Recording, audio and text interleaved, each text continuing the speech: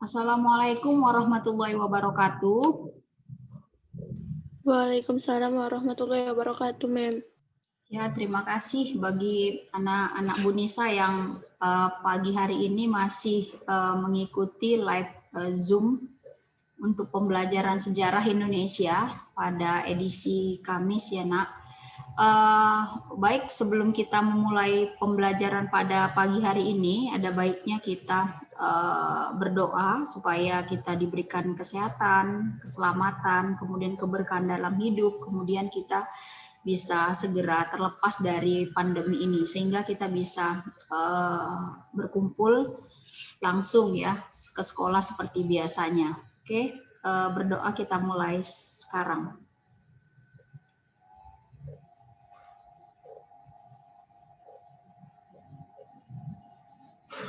Doa selesai.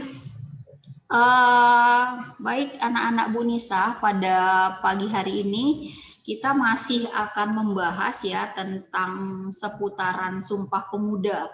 Nah, ternyata materi dari Sumpah Pemuda itu sangat banyak sekali indikator yang harus kita bahas. Nah, jadi untuk minggu lalu kita membahas bagaimana pergerakan-pergerakan organisasi kepemudaan yang intinya menceritakan tentang bagaimana pergerakan dari para pemuda ya, para kaum laki-laki dalam memperjuangkan kemerdekaan Indonesia melalui sarana kepemudaannya.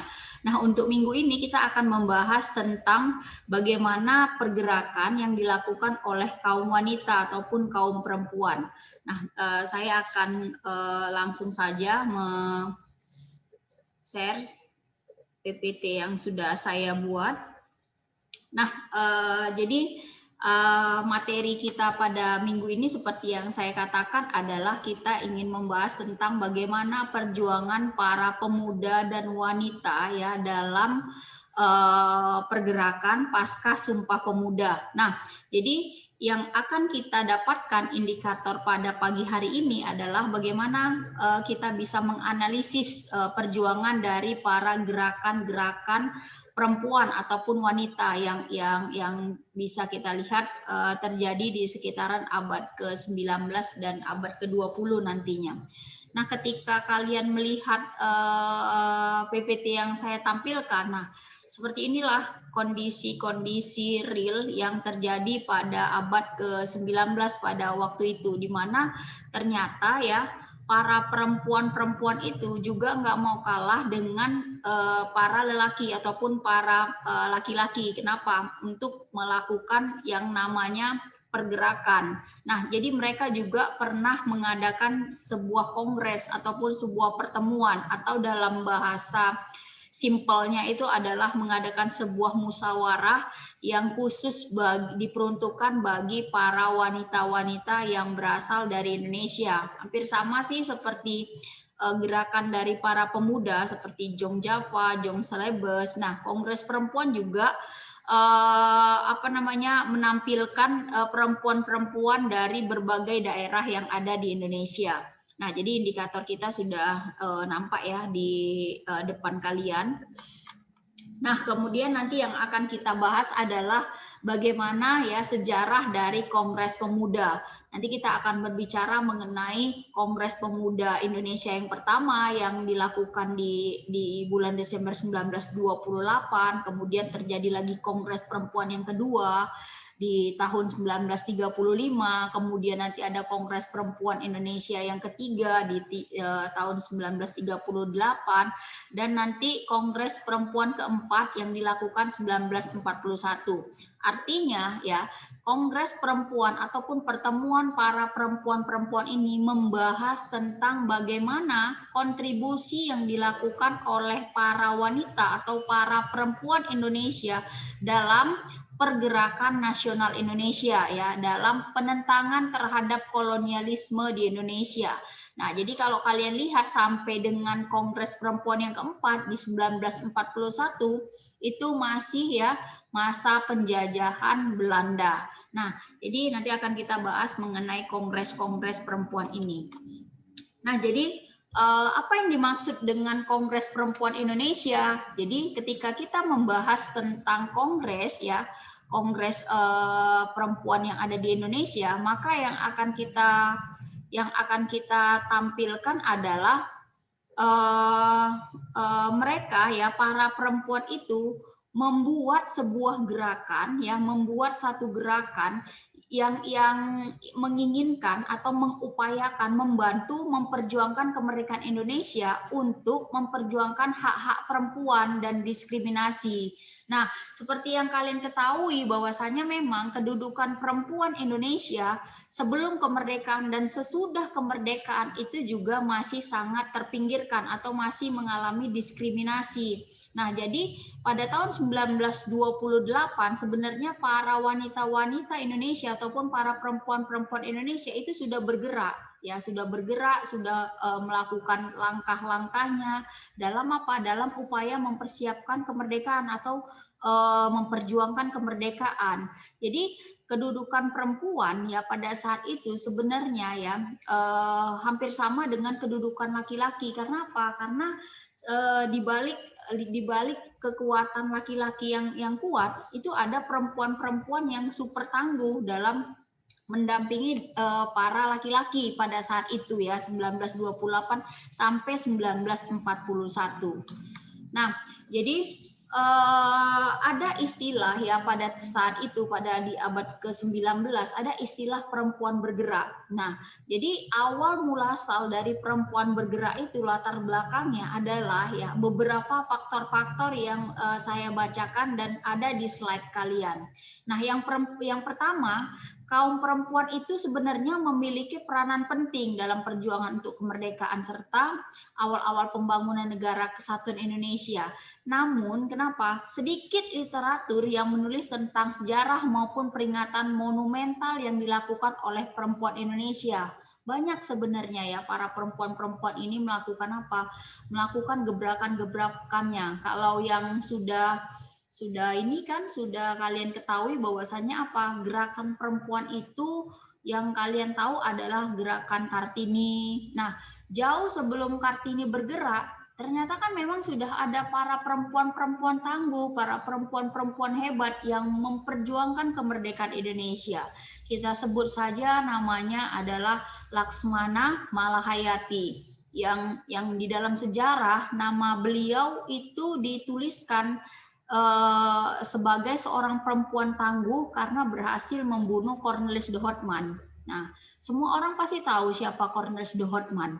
Nah, Cornelis de Houtman itu adalah orang Belanda yang pertama kali datang menginjakkan kakinya ke Banten dan merupakan pelopor orang-orang Belanda untuk datang ke Indonesia. Jadi Cornelis de Houtman ini sangat terkenal. Nah, yang bisa menaklukkan Cornelis de Houtman pada saat itu adalah seorang wanita yang bernama Laksmana Malahayati. Jadi Laksmana Malahayati ini seperti yang kalian ketahui itu bertarung dengan Cornelis de Houtman pada saat itu, dan Cornelis de Houtman itu mati di tangan si Laksmana Malahayati. Itu artinya apa? Artinya ya jauh sebelum perempuan bergerak ini sudah ada perempuan-perempuan hebat yang melakukan pergerakan untuk menentang penjajahan Belanda. Namun ya literaturnya sangat sedikit sekali. Nah, coba kalian ingat-ingat dan coba kalian baca di buku-buku sejarah, khususnya buku sejarah paket, itu jarang sekali menuliskan ya tentang profil dari Laksmana Malahayati ini dan perempuan-perempuan yang lain seperti Siti Hajar. Banyak sekali perempuan-perempuan hebat. Kalau dari Sumatera Utara itu ada Putri Lopian yang bergerak membantu ayahnya si Singamangaraja dalam menentang penjajahan, itu sama sekali nggak pernah ditulis. Artinya apa? Literatur tentang pergerakan perempuan itu sangat sedikit. Nah, kenapa ini bisa terjadi? Karena kaum perempuan itu tidak berada dalam posisi pembuat keputusan atau memegang posisi menentukan di dalam lingkup sejarah nasional. Makanya literatur tentang perempuan itu sangat sedikit sekali. Nah, selain itu di dalam perjuangan nasional, kaum perempuan itu lebih memperjuangkan kepentingan keluarga, ya. Nah, itu udah ini ya, hal yang lumrah. Kalau seorang wanita itu pasti akan memperjuangkan kepentingan keluarga awalnya, mulai dari suami, anak-anaknya. Nah, sementara kalau kita lihat kalau laki-laki atau seorang suami itu akan bertanggung jawab di luar gitu. Nah, jadi perempuan kemudian di dalam masyarakat secara umum tidak ingin menonjolkan diri di dalam perkumpulan laki-laki, dan mereka lebih kepada nanti akan berkumpul kepada para kaum wanita yang ada di sekitarnya saja. Makanya ini yang menyebabkan para perempuan-perempuan di Indonesia mandek, dia tidak melakukan apapun. Nah, jadi para perempuan di Indonesia kemudian ya karena ini membuat sebuah wadah ataupun sebuah gerakan ataupun sebuah tempat dia di mana mereka mengumpulkan para wanita-wanita untuk memiliki suara-suara untuk memperjuangkan kepentingan wanita dalam menentang kolonialisme. Nah, kalau kalian lihat ini para wanita-wanita yang ada di slide itu juga merupakan hampir sama kedudukannya dengan para laki-laki yang berdarah bangsawan. Kalau perempuan juga berdarah bangsawan, artinya apa? Dia misalnya anak bupati, kemudian dia adalah anak yang bekerja kontrolir terhadap Belanda. Nah, anak-anak residen dari yang bekerja kepada Belanda, artinya apa? Anak golongan-golongan ningrat perempuan itulah yang melakukan pergerakan yang ada di Indonesia, hampir sama dengan laki-laki.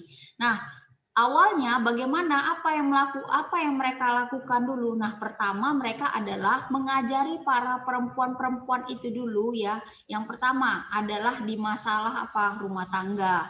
Misalnya bagaimana menjahit, kemudian bagaimana membaca. Nah, itu di awal-awal itu diajarin di sini di dalam perempuan bergerak. Nah, jadi ketika kita membahas tentang tadi itu latar belakang, sejarah Kongres Perempuan, jadi kita akan membahas tentang bagaimana Kongres Perempuan Indonesia itu merupakan perjuangan kaum perempuan menuju kehidupan perempuan yang lebih luas. Jadi beberapa istri tokoh seperti Ki Hajar Dewantoro, kemudian seperti yang saya sebutkan tadi ada Siti Sundari, itu melakukan membuat suatu perkumpulan ataupun membuat sebuah organisasi ya. Nah, hampir sama organisasinya. Kalau di laki-laki namanya ada Budi Utomo. Kalau di wanitanya ada Wanita Tomo. Nah, ya seperti itu ya. Jadi gerakan perempuannya juga ada. Jadi nanti ketika kita membahas tentang sejarah Kongres Perempuan, ketika sudah melakukan sebuah perkumpulan, kemudian membuat sebuah organisasi, maka para perempuan-perempuan Indonesia itu membuat pertemuan atau mengadakan pertemuan yang disebut dengan kongres ya di kongres pertama di 1928. Nah, jadi pada kongres kedua ini bisa kalian lihat ya, pada kongres pertama ini bisa kalian lihat ya, hasil-hasil dari kongres itu adalah yang pertama adalah mengirimkan mosi kepada pemerintah kolonial untuk menambah sekolah. Kemudian pemerintah wajib memberikan surat keterangan pada waktu nikah, undangan-undangan perkawinan dan segalanya. Nah, artinya apa? Pemerintah wajib memberikan surat keterangan. Artinya selama ini pemerintah itu tidak memberikan surat keterangan untuk para wanita-wanita ini, tetapi sekarang dalam kongres ini para perempuan-perempuan itu minta supaya kedudukan mereka itu juga sama gitu, adanya surat keterangan. Nah, kemudian diadakan peraturan yang memberikan tunjangan pada janda dan anak-anak pegawai negeri Indonesia. Jadi ada beberapa hasil Kongres Pemuda yang intinya adalah untuk membela kepentingan dari para kaum perempuan. Nah, termasuk apa? Termasuk juga perjuangan terhadap kemerdekaan Indonesia pada saat itu. Nah, ini pada Kongres Perempuan yang pertama ya di 1928. Nah, pada kongres yang kedua ini bisa kalian lihat. Nah, pada kongres kedua itu jadi banyak hasil-hasil kongres yang diminta ya untuk diwujudkan oleh pemerintah. Nah, yang pertama itu adalah mendirikan Badan Pendidikan Perburuan Perempuan yang berfungsi meneliti pekerjaan yang dilakukan perempuan Indonesia. Nah, artinya apa? Masih tentang kepentingan-kepentingan dari perempuan. Ya, ini Kongres Pemuda yang kedua, perempuan yang kedua. Nah, ini adalah Kongres Perempuan yang ketiga. Nah, jadi masih sama ya, masih sama dengan permintaan ataupun hasil dari kongres yang disepakati pada saat itu. Nah, kemudian ini yang terakhir, Kongres Perempuan yang keempat ya di akhir dari pemerintahan Belanda. Nah, jadi dalam Kongres Perempuan yang keempat ini mulailah diminta ya perempuan-perempuan itu mulai diajari untuk pemberantasan buta huruf ya, buta huruf. Jadi perempuan-perempuan Indonesia itu nggak boleh buta huruf. Artinya apa? Ketika buta huruf maka pembodohan pun terjadi ya, maka pembodohan pun terjadi di kalangan kaum perempuan, dan itu dipikirkan oleh organisasi-organisasi perempuan pada saat itu. Nah, itu dia. Nah, jadi ketika kita berbicara mengenai mengenai para perempuan-perempuan di zaman di abad ke-19, nah di abad 21 kita melihat perempuan-perempuan hebat yang berasal dari seluruh dunia. Nah, kalau di slide kalian itu kalian bisa lihat ya, ada Malala Yousafzai, kemudian ada Liliana Natsir, ada Najwa Shihab yang sekarang ini lagi viral ya kan. Kemudian ada Tavi Gevinson, kemudian ada Jennifer Van, ada Dian Plangi, ada Sri Mulyani, kemudian ada istri dari Obama ya kan, Michelle Obama. Nah, semua ini adalah perempuan-perempuan inspiratif pada era abad 21. Nah, nanti kita akan membahas lagi tentang tokoh-tokoh dunia dari para perempuan ini. Nanti akan kita lihat ya satu persatu apa sih sebenarnya yang mereka perbuat. Nah, untuk ini silahkan bagi anak-anak Bu Nisa yang ingin melakukan pertanyaan, silahkan. Silahkan Nak, ada pertanyaan yang berkaitan tentang perempuan. Dwi Maharani, Rio, silahkan, ada pertanyaan Nak? Atau masih tidur? Ada? Ayo, ada pertanyaan? Tidak? Oke, kalau tidak ada, kita akan masuk ya kepada tokoh yang saya maksudkan. Nah, jadi ada satu tokoh wanita yang berasal dari Pakistan ya, yang bernama Malala Yousafzai.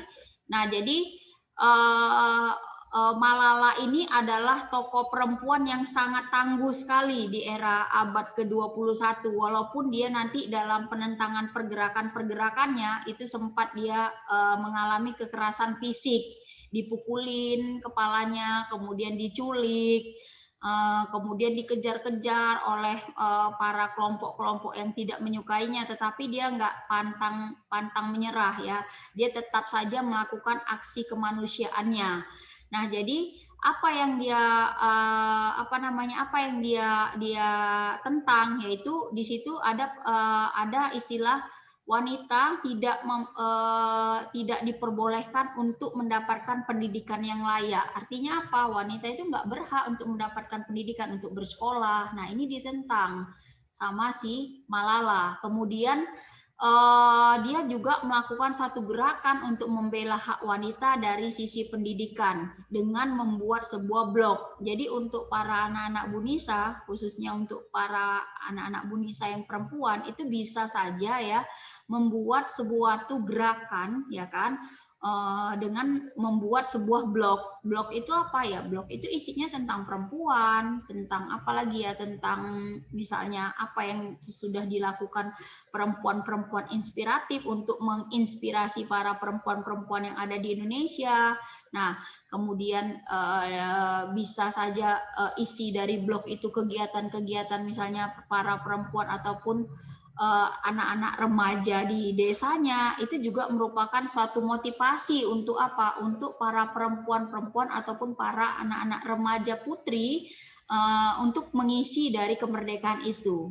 Nah, jadi seperti yang saya katakan tadi ya, si Malala ini menjadi sosok wanita yang dianggap menjadi pahlawan di negaranya dan meraih prestasi tertinggi di bidang kemanusiaan. Karena apa? Karena pembelaannya terhadap kaum perempuan yang cukup luar biasa. Nah, seperti yang kita ketahui bersama bahwasanya untuk wilayah-wilayah ataupun negara-negara seperti di Pakistan, India, itu kedudukan perempuan masih sangat rendah sekali.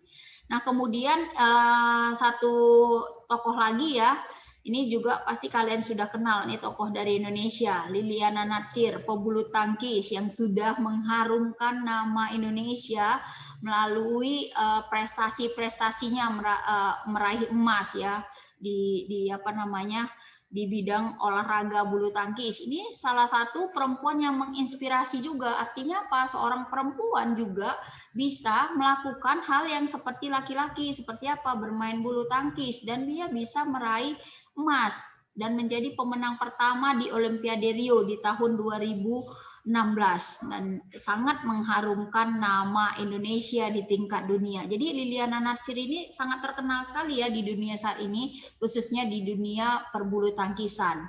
Kemudian ada Najwa Shihab ya, satu tokoh perempuan juga yang sangat inspiratif, satu tokoh perempuan yang sangat pemberani sekali, memperjuangkan bukan saja memperjuangkan hak-hak perempuan, tetapi hak-hak dari masyarakat Indonesia.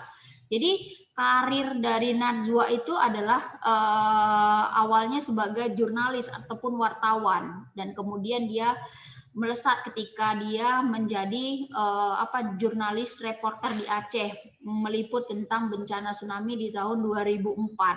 Nah, jadi seperti yang saat ini ya, program-program dari Najwa Shihab, Mata Najwa, itu kan sangat sangat membuat pemerintahan kita bergetar. Artinya apa?